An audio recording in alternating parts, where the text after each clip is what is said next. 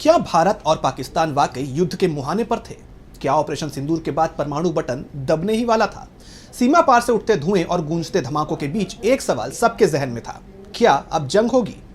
पाकिस्तान में तबाही मचाने वाले ऑपरेशन सिंदूर के दौरान भारत ने आतंक के अड्डों का खात्मा कर दिया, लेकिन इसके बाद जो हुआ उसने दुनिया को चौंका दिया।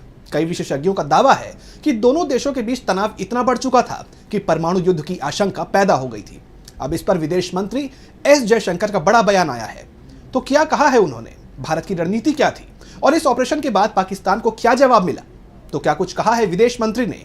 जानने के लिए देखिए ये रिपोर्ट। भारत और पाकिस्तान के बीच बढ़ते टकराव के बीच एक सवाल काफी चर्चा में रहा कि क्या भारत और पाकिस्तान में न्यूक्लियर वॉर होती। इसका जवाब अब विदेश मंत्री एस जयशंकर ने दिया है। एस जयशंकर ने कहा कि दोनों ही देश हालिया झड़पों के दौरान परमाणु संघर्ष से काफी दूर थे। उन्होंने कहा कि भारतीय पक्ष ने पाकिस्तान की धरती पर सिर्फ आतंकवादी ठिकानों पर ही बिना किसी उकसावे के सटीक हमले किए थे। भारत और पाकिस्तान के परमाणु संघर्ष के करीब होने को लेकर पूछे गए सवाल का जवाब देते हुए एस जयशंकर ने कहा कि हम इससे बहुत दूर थे। हमारा टारगेट सिर्फ आतंकवादी ठिकाने थे, जो कि बहुत ही सोच समझकर उठाए गए कदम थे और उन्हें बढ़ाने की जरूरत नहीं थी।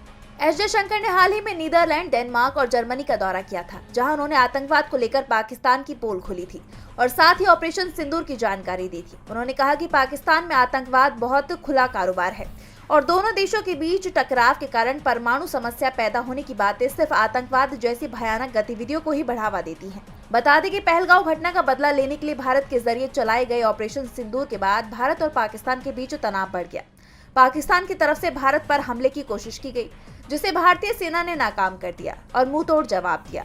ऐसे में पाकिस्तान को भारत के सामने घुटने टेकने पड़े, जिसके बाद दोनों देशों के बीच सीज फायर हो गया।